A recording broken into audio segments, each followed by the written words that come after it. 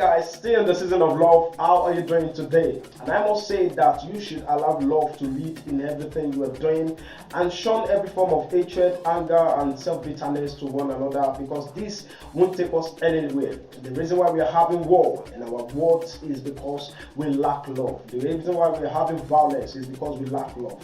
Can we then please embrace love and allow love to lead this time? And on this note, I welcome you to this news review on Lagos local news, and I am Samuel Owooso. You know, yesterday some people received breakfast. They served them breakfast, correct one. But you see, today I want to serve you news that made the rounds recently on the political world and of course on the entertainment world. Then let's get straight into the business of the day. And the first story I'll be talking about is that of the new Naira note and the old Naira note. You know, on Tuesday there's a lot of crisis and chaos as many people were not so ascertained and so sure about the stand of the old note, because the CBN does not make any clarity towards that. So no matter where you go, people are not actually collecting the old notes, which generated a lot of controversies in Akure, in Ibadan, in some parts of the west, and of course some parts of the east. Then let us read the story. The crisis surrounding the Naira redesign worsened on Tuesday, and the Central Bank of Nigeria failed to clarify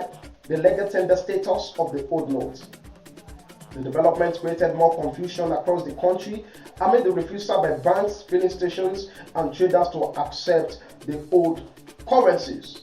Let's talk about the steps that the Ogun State governor is taking towards ensuring that everybody comply and receive old notes by fire, by force. Let us hear the story. Ogun State Governor Dr. Abiodun has warned that the state government will shut down any commercial bank rejecting old Naira notes.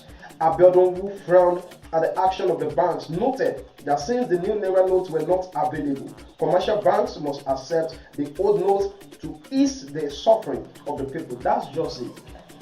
I don't just know why at this particular time changing of notes is now so difficult. The government can just allow this old note and the new note to coexist before they take the old notes off totally. Instead of all this deadline, putting our people under struggle and stress. Anyway, let's move on to the next story. An Ikeja sexual offenses and domestic violence court on Tuesday convicted and sentenced a 51-year-old pastor Nduka Anyawu to life imprisonment for defiling and impregnating two teenage sisters. Justice Abiola Soladoye handed down the sentence after finding Anyawu guilty of the offense. This one deep, pastor. Hey, you see, if you are listening to me, be careful with the way you allow your children to play with pastors. Even not only pastors, with grown-up men. We are hearing a lot. Pedophile is real. My brother, my sister. Be careful on how you release your words, your things, to play with grown-up men. It is risky at this time. Even pastors, they defy teenage daughters. Okay, anyway, let's move on to the next story. But you see, this story I wanted to take now actually trended on Sunday about a pastor, an house on the rock pastor in Abuja that went on the altar with an AK-47 rifle. Now police don't catch her. Wahala sit down for one corner. Pastor go pick Wahala. Let us hear the story. The Federal Capital Territory Police Command has confirmed the arrest of the presiding pastor House on the Rock, Abuja chapter, Uche Ibe, for wielding an AK-47 rifle while addressing the congregation.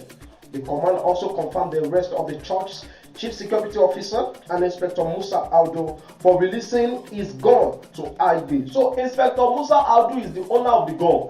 Pastor Ibe collected the gun to prove something on the altar.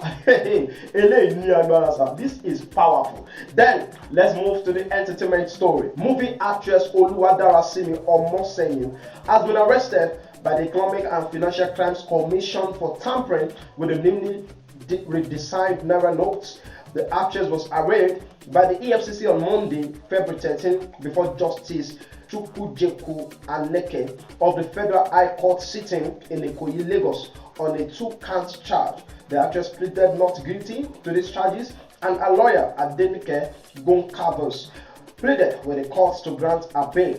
However, Justice Aneke postponed the decision on the bail application until Wednesday.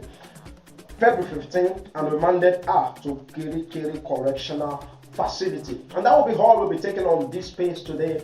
I am Samuel Wash and this is Lagos Local News. Ensure that you like our pages and subscribe to our YouTube channel to have this kind of video once they drop at your fingertip. Thanks for joining me this week.